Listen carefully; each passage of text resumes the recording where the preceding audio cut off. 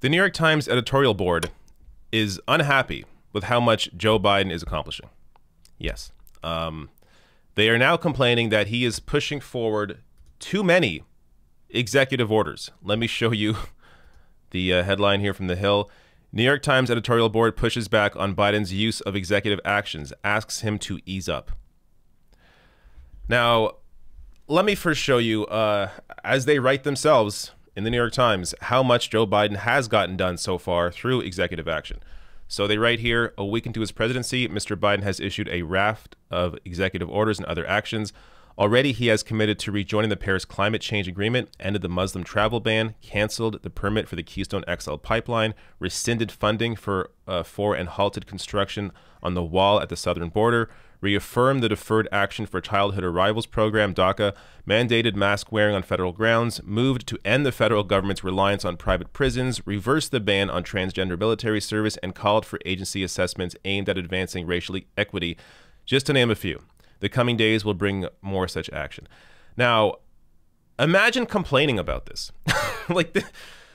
This is the issue with a lot of this mainstream commentary when it comes to politics. They like to look at these issues as trying to be neutral.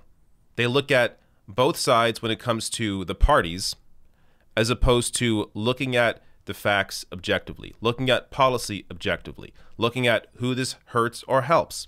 So they treat politics more like a sport or a game, as opposed to treating it like real life, which it is. So instead of saying, oh, this is all great stuff, instead they are criticizing that, oh, now Republicans are pushing back on this. Here, let me read what they follow up with this, what they follow up saying.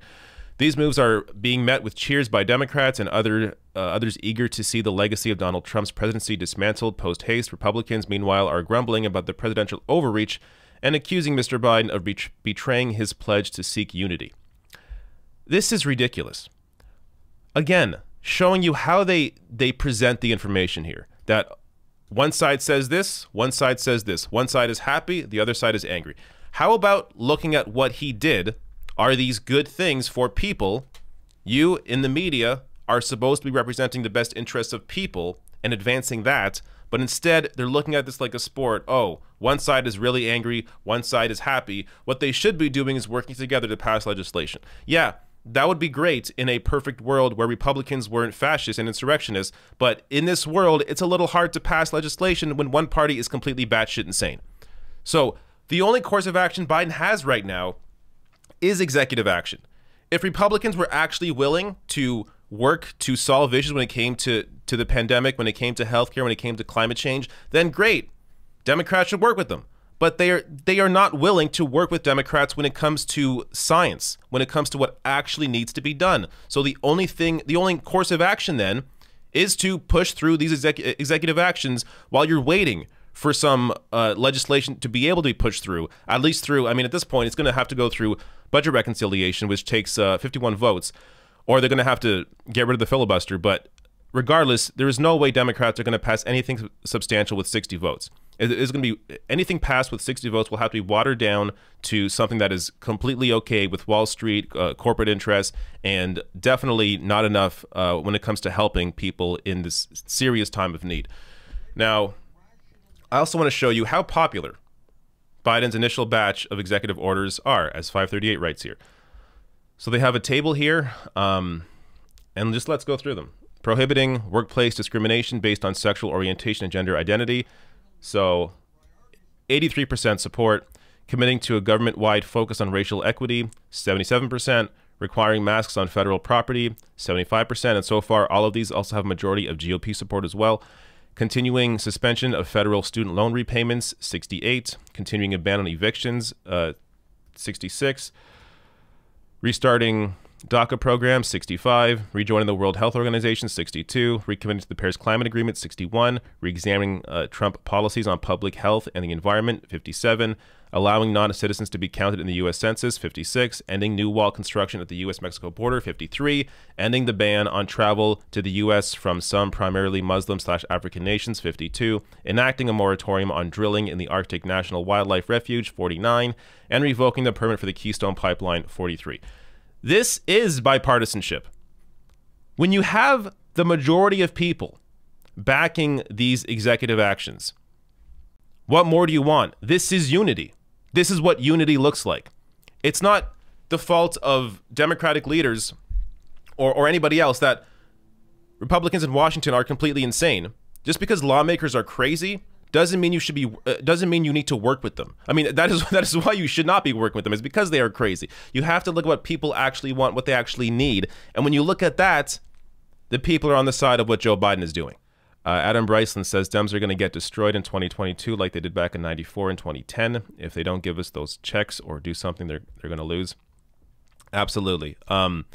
Yeah, as happy as I am with Biden's executive orders here, there's obvious limitations on executive orders. Like, for example, he passed a $15 minimum wage for federal workers because that's all that he can do with the power that he has. He can't pass a minimum wage bill that impacts everybody. That has to be done through legislation. So there are serious limitations to executive orders. That is a fair criticism. But yeah, they have to get real stuff done. And the issue is going to be that Republicans know that. Republicans know that Democrats have to get something done, or that they're going to get, or that Democrats will be destroyed in 2022. So what's going to happen, of course, is that Republicans are going to obstruct. They're going to try and block anything substantial from getting through in the effort to hurt Democrats in 2 years. So it's important to look at these issues with a level head and look at the politics with a level head, that there is plenty of blame to go around here. This is why when it comes to presenting legislation, you have to go way further left than you actually want, which is why I criticized the minimum wage bill, even though people were saying, well, you have to do it through a transition. You can't have it done immediately. I don't care what you think is possible or not possible. When you are negotiating, you have to come to the table with a position that is even further left than what you want. Come to the table with $20 an hour. Come to the table with $18 an hour by the summer. Do something where if you are forced to compromise, then you are forced to compromise to a position that is closer to your own position. But Democrats don't do that. And on the other end of that, you have Republicans that are going to fight Democrats on everything, regardless of how conservative the bill in front of them is.